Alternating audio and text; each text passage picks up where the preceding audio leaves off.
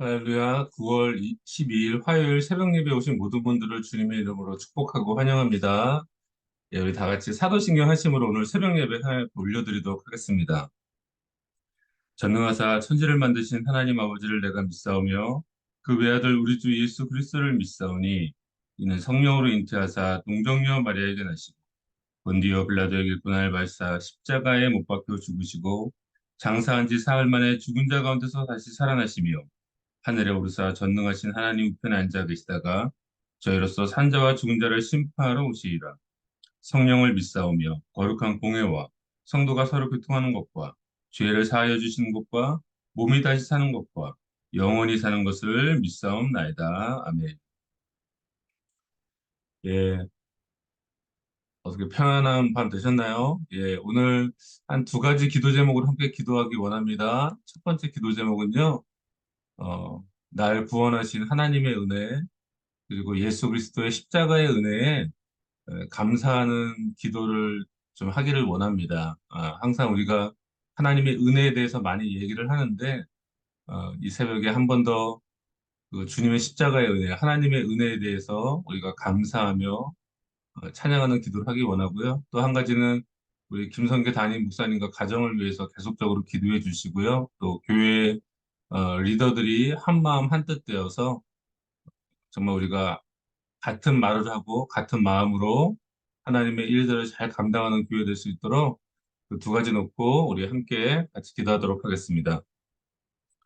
하나님 감사합니다. 하나님의 은혜가 날마다 새롭고 놀라움을 또 찬양하며 경배드립니다. 하나님 정말 십자가의 그 사랑, 십자가의 은혜, 주님의 그 은혜가 아니면 우리가 설 수 없는 존재임을 다시 한번 이 새벽에 고백하며 나아갑니다. 하나님 모든 것이 주의 은혜이고 정말 빈들의 마른 풀 같은 그런 연약한 인생, 내세울 것이 아무것도 없는 인생이지만 하나님의 은혜로 덧입혀 주셔서 지금까지 살아오고 주의 은혜로 우리가 서 있음을 다시 한번 고백합니다. 그 은혜에 우리가 정말 오늘 하루 겸손한 마음으로 나아갈 수 있게 도와주시고 하나님의 은혜를 찬양하고 십자가의 그 사랑을 다시 한번 깊이 묵상하며 우리 자신을 성찰하며 돌아볼 수 있는 그런 모습들이 있을 수 있도록 하나님의 은혜를 베풀어 주시옵소서. 주님 계속적으로 기도합니다. 또 우리 세우신 김성계 담임 목사님 정말 날마다 하나님의 능력과 성령의 충만함으로 붙잡아 주셔서 정말 교회 사역 참 많은 어려움과 힘든 일들이 있지만 정말 주님이 주신 힘으로 잘 극복하며 아버지 정말 잘 이끌어갈 수 있도록 좀 붙잡아 주시고 또 가정 가운데 사모님과 우리 딸 가운데 함께 하셔서 하나님 이 가정을 지키시고 보호하시고 정말로 주님의 일을 기쁨으로 감당할 수 있도록 하나님께서 모든 상황과 환경을 열어주시기 원합니다. 교회의 귀한 리더들을 세워주시니 감사합니다. 목회협력위원회 또 각 기관장들 하나님 교회 리더들 한 분 한 분 또한 붙잡아 주셔서 한 마음 한뜻 되어서 주의 이 귀한 공동체 섬기며 나아갈 때 우리가 하나님의 역사를 보게 하시고 하나님의 나라가 온전히 임하는 것들을 바라보며 나갈 수 있도록 주님 인도하시고 붙잡아 주시옵소서. 이 새벽에 우리를 불러주시니 감사합니다. 날마다 하나님의 은혜가 없으면 살 수 없는 존재임을 고백하오니 하나님의 은혜를 베풀어 주시고 말씀하여 주시고 주의 음성 듣고 하나님 만나는 놀라운 새벽 재단 될 수 있도록 붙잡아 주시옵소서. 감사드리며 예수님의 이름으로 기도하옵나이다. 아멘. 예, 오늘 우리 함께 나누실 말씀은요, 시브리서 7장 11절에서 22절까지 말씀입니다. 시브리서 7장 11절에서 22절까지 말씀. 예, 큐티 본문 화요일 본문입니다. 시브리서 7장 11절에서 22절 말씀. 제가 한 절씩 읽도록 하겠습니다.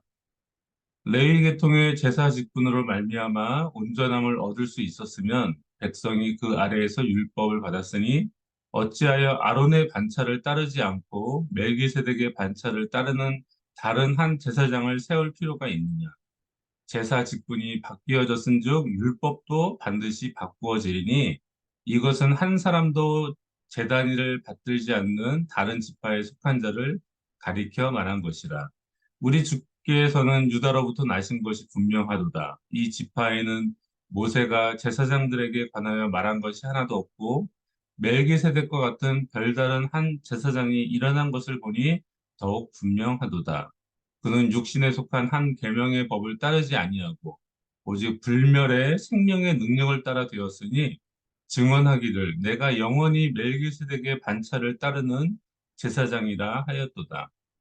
전에 있던 계명은 연약하고 무익함으로 패하고 율법은 아무것도 온전하게 못할지라. 이에 더 좋은 소망이 생기니 이것으로 우리가 하나님께 가까이 가느니라. 또 예수께서 제사장이 되신 것은 맹세 없이 된 것이 아니니 그들은 맹세 없이 제사장이 되었으되 오직 예수는 자기에게 말씀하신 이로 말미암아 맹세로 되신 것이라.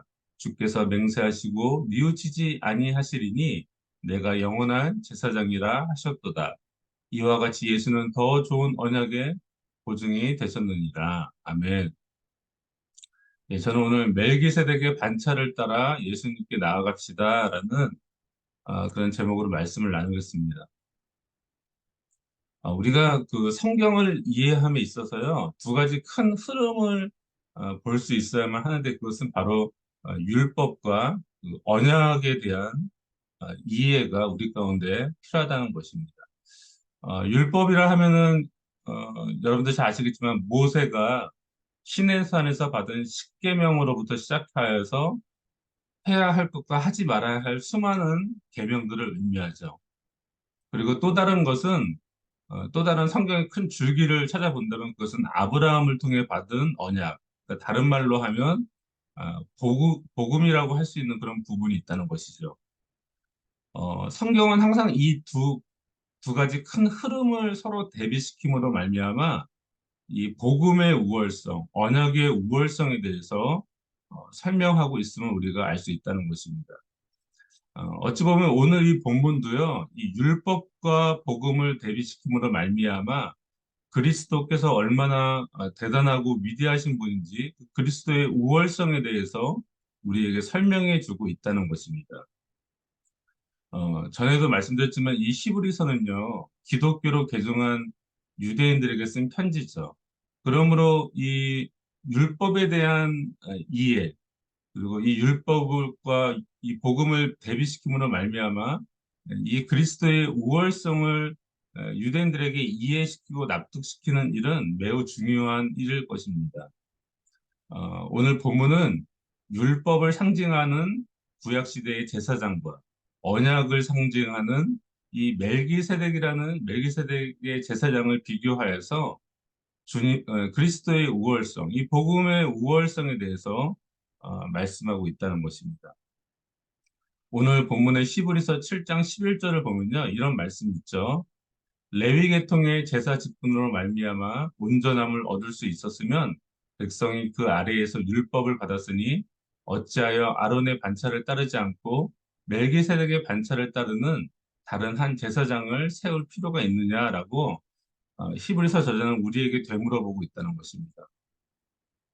여러분들 이 모세는요 레위 지파 사람이죠. 그리고 제사장 가문으로 세워진 모세의 형이었던 아론 역시 레위 지파 사람입니다. 그리고 그런데 이 레위 지파의 제사장은요, 어, 그런 율법이라는 태생적인 한계를 가지고 있다는 것입니다. 모세는 레위 지파 사람이고, 모세의 형이었던 아론 역시 레위 지파 사람이고, 또 이 제사장 가문으로 아론의 지파가 세워졌죠. 근데 이 레위 지파는 율법이라는 태생적 한계가 있다는 것입니다. 다른 말로 하면 율법으로는 온전함을 얻을 수 없기 때문에 뭐가 필요하냐면 또 다른 제사장인 멜기세덱의 반차가 필요하다는 것을 오늘 본문을 통해서 말씀해 주고 있다는 것입니다. 그렇다면 여러분들 이 멜기세덱은 누구입니까? 오늘 어제 본문 보면 시브리서 7장 1절에 보면 이 멜기세덱은 살렘 왕이요 지극히 높으신 하나님의 제사장이다. 여러 왕을 쳐서 죽이고 돌아오는 아브라함을 만나 복을 빈 자라고 이렇게 설명하고 있습니다. 이 멜기세덱은요 살렘 왕입니다. 여러분들 살렘 하면은 이게 평강이라는 의미가 있죠. 그래서 우리가 흔히 보통 유대인들은 샬롬 그렇게 인사를 하죠. 그리고 또 중동 사람들은 샬람이라고 또 인사합니다. 샬람 알라고 뭐 그런 인사를 하죠.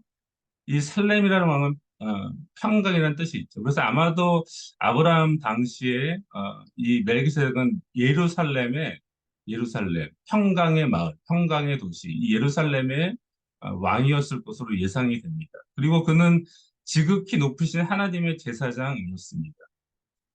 이 멜기세덱은 이중직을 가지고 있었죠. 왕이면서도 동시에 제사장이었던 것이죠.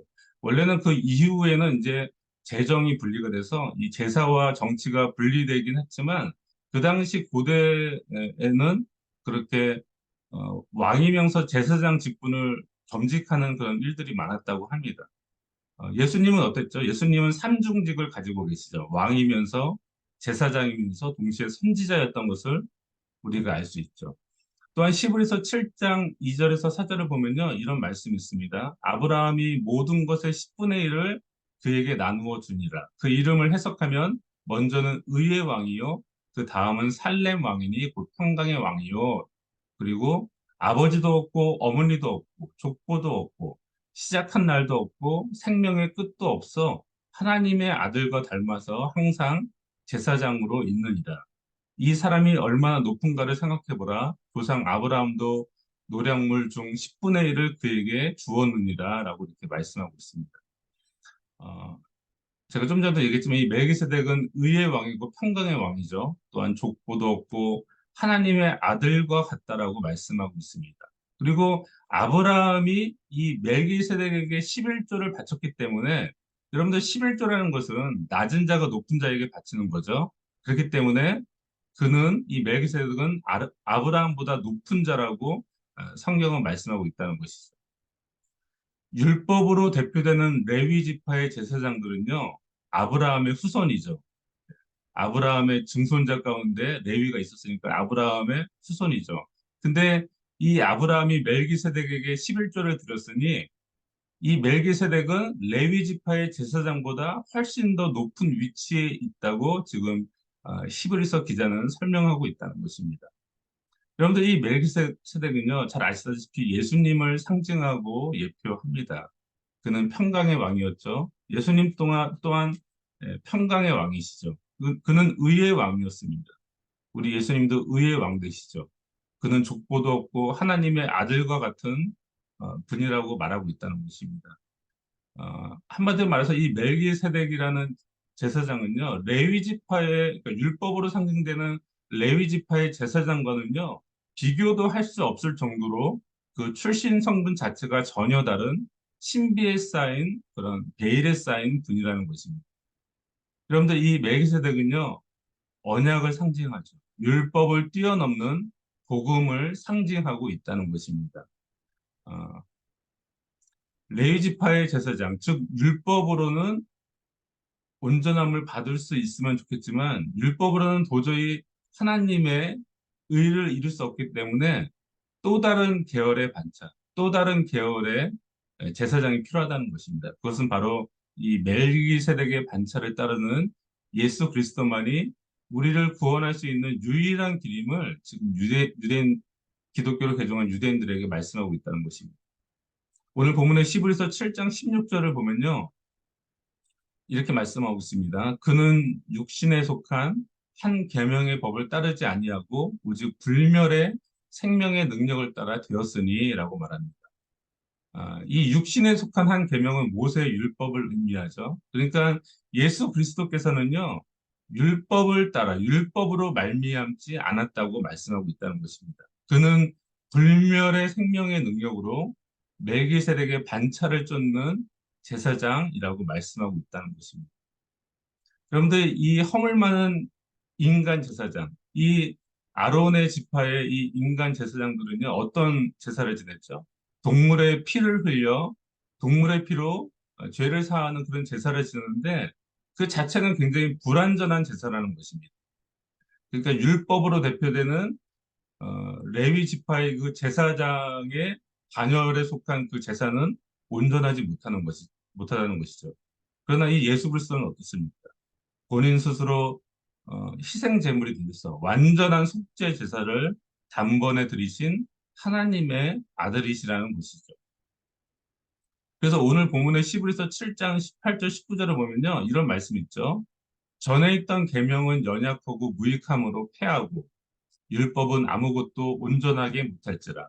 이에 더 좋은 소망이 생기니 이것으로 우리가 하나님께 가까이 가느니라라고 말씀하고 있다는 것입니다. 여러분들 다시 한번 율법의 한계에 대해서 이 히브리서 기자는 말하고 있다는 것입니다. 유대인들이 그렇게 의지하고 자랑하는 율법으로는요, 구원에 이룰 수 없음을 말씀하고 있는 것입니다. 이 계명은 연약하고 무익함으로 폐하라는 의미는 율법을 없애라는 의미라기보다는요, 율법의 한계를 인정하고 멜기세덱의 반차, 즉 예수 그리스도를 통한 구원의 소망을 가지고 나아가라는 그런 의미라는 것입니다. 여러분들 이 사도 바울이요, 계속적으로 복음을 전하며 다닐 때 수많은 살해 위협을 당했죠. 유대인들에게 수많은 살해 위협을 당했는데 그 살해 위협을 당했던 그 이유가 바로 오늘 사실 본문에 있다는 것입니다. 유대인들은 무엇을 쫓았죠? 아론의 반차. 그러니까 인간 제사장으로 대표되는 그 율법을 지킴으로 의롭게 되고 구원을 받게 됨을 믿었지만 사도 바울은 무엇을 하신 것입니까? 멜기세덱의 반차. 즉 예수 그리스도를 믿음으로 의롭게 되는 구원에 대해서 증거했기 때문에 이 유대인들 입장에서는 사도 바울의 그 복음이 이단 사상 같았고 자신들이 믿는 것과 같지 않기 때문에 그렇게 에, 바울을 살해하려고 했던 것이죠. 또 한 가지 이유는 예수님의 신성에 관한 문제였던 것입니다. 제가 저번에도 한번 말씀드렸지만 유대인들이 믿는 메시아 사상은 무엇입니까? 하나님의 특별한 기름 부음을 받은 특별한 자이지만 그는 사람이어야만 한다는 것이죠. 다윗이나 모세 같은 사람이어야만 하는데 사도 바울은 예수 그리스도께서 기름 부음을 받은 자일 뿐만 아니라 그는 하나님이시다. 그는 사람이 아니라 하나님의 아들이시다라고 증거했기 때문에 에, 유대인들 입장에서는 그것이 받아들일 수 없는 일이었다는 것이죠. 그러나 예수님께서 참 하나님이시기에 십자가의 구원은 완전한 것이 될 수 있었고요. 멜기세덱의 반차를 따라 그가 완전한 대제사장이 되실 수 있었다는 것입니다. 여러분들 우리가 이 멜기세덱의 반차를 따라 예수 그리스도를 믿고 섬기는 것들은요 정말로 복된 일이라는 것입니다. 여러분들 율법 아래 있다는 것이 얼마나 무섭고 두려운 것인지 어, 뭐 예를 들면 우리가 어떤 죄에 대한 죄책감 때문에 우리가 뭔가 괴로워하고 힘들어했던 그런 부분들이 분명 있을 것입니다. 여러분들 율법 아래 있다는 것은요 죄 아래 있다는 것이죠. 그 정죄함, 나를 그 짓누르는 그 율법의 무게, 죄의 무게가 때문에 그 인생을 살아갈 수 없고 정말 고달프고 괴로운 인생을 살 수밖에 없다는 것이죠. 여러분들 우리의 인생 가운데 하나님의 율법을 투영시켜 본다면 하나님 앞에 설 수 있는 존재는 아무도 없다는 것입니다. 여러분들 율법이라는 것은 굉장히 무서운 것이고요. 그 하나님의 기준, 하나님의 의라는 것은요, 우리가 감히 나아갈 수 없고 우리가 뭔가 대단한 것을 했다고 주님 앞에 말할 수 있는 부분이 아무것도 없다는 것이죠. 우리는 다 죽을 수밖에 없는 연약한 존재로 나타나게 된다는 것입니다. 그러니까 이 유대인들이 율법을 붙잡고 율법을 자랑스럽게 여긴다는 건 사실 그것은요, 예, 자신의 죄를 드러낼 뿐이고요. 나는 하나님 앞에 설 수 없는 정말 연약한 존재라는 것을 고백할 수밖에 없다는 것이죠. 갈라디아서 3장 10절에서 11절 보니까 이렇게 말씀하고 있습니다. 무릇 율법 행위에 속한 자들은 저주 아래 있나니 기록된 바 누구든지 율법 책에 기록된 대로 모든 일을 항상 행하지 아니하는 자는 저주 아래 있는 자라 하였습니다. 또 하나님 앞에서 아무도 율법으로 말미암아 의롭게 되지 못할 것이 분명하니 이는 의인은 믿음으로 살리라 하였습니다라고 말씀하고 있다는 것입니다. 여러분들 율법 아래 있다는 것은요 저주 아래 있다는 것입니다. 왜냐하면 그 누구도 율법대로 이 세상을 살아낼 인생이 아무도 없고요. 율법을 지킴으로 의롭다 할 육체가 없기 때문이라는 것입니다. 여러분들 구약 성경에 해야 할 것과 하지 말아야 할 계명이 몇 가지인지 아십니까? 613가지입니다. 호세아서에서는요. 하나님께서 우리에게 만 가지 율법을 주셨다고 말씀하고 있습니다. 더 세세하게 만 가지까지 분류를 합니다. 여러분들 한번 생각해 보십시오. 10계명도 제대로 지키지 못하는 우리가 어떻게 613가지 계명을 지킬 수 있겠습니까? 해야 할 계명 248가지, 하지 말아야 할 계명 365가지. 여러분들 그것을 어떻게 지킬 수 있겠습니까? 더 세분화하면 호세아서에는 하나님의 율법이 만 가지로 우리에게 주셨다고 말씀하고 있는데 여러분들 그것을 지킬 수 있는 인생이 이 땅 가운데 누가 있겠습니까? 예, 10계명도 제대로 지키지 못하는 연약한 우리의 모습인데 그것은 불가능한 일이라는 것이죠. 가능성이 완전히 제로라는 것입니다. 율법 아래 있다는 것이요. 유대인들이 자랑하는 그 율법이요. 그것은 저주이고요. 그것을 붙잡고 나간 인생 가운데는 소망이 없다는 것이죠. 근데 여러분들 우리에게 하나님께서 무엇을 주셨다는 것입니까? 하나님의 사랑이 놀라운 것은 그 율법을 대표하는 인간 제사장으로 세운 아론의 반차가 아닌 바로 멜기세덱의 반차, 즉 예수 그리스도로 말미암는 복음을 우리에게 주셨다는 것이 바로 우리가 오늘 하루를 살아갈 수 있는 붙잡고 나아갈 수 있는 소망과 은혜가 된다는 것입니다. 그 복음을 의지하기 때문에 오늘도 우리에게 소망이 있고 우리가 기쁨을 누리는 삶을 살 수 있다는 것이죠. 여러분들 이 은혜가 얼마나 큰 것인지 우리가 다시 한번 어, 이것에 대해서 묵상하고 우리가 그것을 깨달으면 한다는 것이죠. 그런데 우리들이요, 주님을 위해 뭘 좀 했다고 말하기 참 부끄러운 인생이라는 것입니다. 예수님께서 멜기세덱의 반차를 쫓아 십자가에서 채찍에 맞으시고 피를 흘리시고 모욕당하시고 죽음에 이르신 것을 생각해 본다면 우리의 수고와 헌신은 사실은 비할 바가 아니라는 것이죠. 여러분들 우리들은요, 태생적으로 저주 아래 죽을 수밖에 없는 인생이었다는 것을 우리가 절대로 잊어서는 안 된다는 것입니다. 그 하나님의 은혜, 우리가 수없이 말하는 그 하나님의 은혜, 그것은요, 우리가 생각하는 것보다 훨씬 더 큰, 정말 그 율법의 저주 아래 죽을 수밖에 없는 그 인생 가운데 한 줄기 빛이 되어 소망을 주시는 놀라운 복된 소식이라는 것입니다. 그래서 우리는요, 정말로 우리 인생 가운데 자랑할 것이 아무것도 없는 인생이라는 것입니다. 사도 바울의 고백처럼 빌립보서 3장 7절에서 9절 보면 이런 말씀하죠.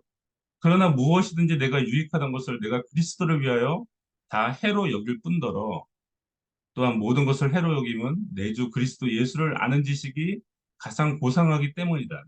내가 그를 위하여 모든 것을 잃어버리고 배설물로 여김은 그리스도를 얻고 그 안에서 발견되라 함이니 내가 가진 의는 율법에서 난 것이 아니요 오직 그리스도를 믿음으로 말미암는 것이니 곧 믿음으로 하나님께로부터 난 의라라고 여러분 말하고 있다는 것입니다. 여러분들 우리는요 정말 자랑할 것이 없는 인생임을 우리가 분명히 알아야 할 것입니다. 자랑할 것이 있다면 그것은 오직 예수밖에 없다는 것이죠. 아론의 반차를 쫓은 인간 제사장의 그 율법의 한계가 아니라 우리가 율법을 자랑하는 것이 아니라 멜기세덱의 반차를 쫓아 나를 구원하신 그 예수님만이 내가 자랑하고 내가 높여야 할 유일한 왕 되심을 우리가 오늘도 고백하며 나아가야만 한다는 것입니다. 여러분들 율법 아래 있는 자들은 저주 아래 있는 자입니다. 우리는 율법을 자랑하는 자가 아니라 예, 언약 아래 있는 자, 복음을 믿는 자, 멜기세덱의 반차를 쫓아 예수님을 따라가는 그런 복된 인생임을 잊지 마시고 그 은혜에 다시 한번 우리가 감사하며 우리의 마음을 드리는 또 놀라운 그 하루가 되기를 간절히 소망합니다. 예, 같이 기도하도록 하겠습니다. 하나님, 우리를 율법 아래 있지 않게 하시고 그 복음 아래, 언약 아래, 멜기세덱의 반차를 쫓는 그 예수님을 따라 살아가는 인생 가운데 두심을 너무나도 감사드립니다. 율법은 우리의 죄를 드러나게 하고 율법으로는 하나님 앞에 나아갈 수 있는 인생이 아무도 없음을 다시 한번 고백합니다. 그 은혜로 말미암아 예수님을 믿음으로 말미암아 나를 구원하신 그 하나님의 은혜를 다시 한번 오늘 하루 우리가 감격하며 감동하며 기뻐하며 감사하며 높여드릴 수 있는 놀라운 은혜가 우리 가운데 있을 수 있도록 하나님 역사하여 주시옵소서. 모든 것이 주께로부터 말미암았으니 주님 홀로 영광 받으시는 그런 놀라운 하루 될 수 있도록 우리의 삶을 붙잡아 주시고 인도하여 주시옵소서. 감사드리며 예수님 이름으로 기도하옵나이다. 아멘. 예, 우리 다 같이 주기도문 하심으로 오늘 새벽 예배 마치도록 하겠습니다. 하늘에 계신 우리 아버지여, 이름이 거룩히 여김을 받으시오며, 나라가 임하옵시며, 뜻이 하늘에서 이루어진 것 같이 땅에서도 이루어지이다. 오늘 우리에게 일용할 양식을 주옵시고, 우리가 우리에게 죄진 자를 사하여 준 것 같이, 우리 죄를 사하여 주옵시고, 우리를 시험에 들지 말게 하옵시고, 다만 악에서 구하옵소서. 대개 나라와 권세와 영광이 아버지께 영원히 있사옵나이다. 아멘. 할렐루야. 오늘도 주님의 은혜 가운데 승리하신 하루 되시길 간절히 소원합니다. 감사합니다. 또 다음 뵙겠습니다.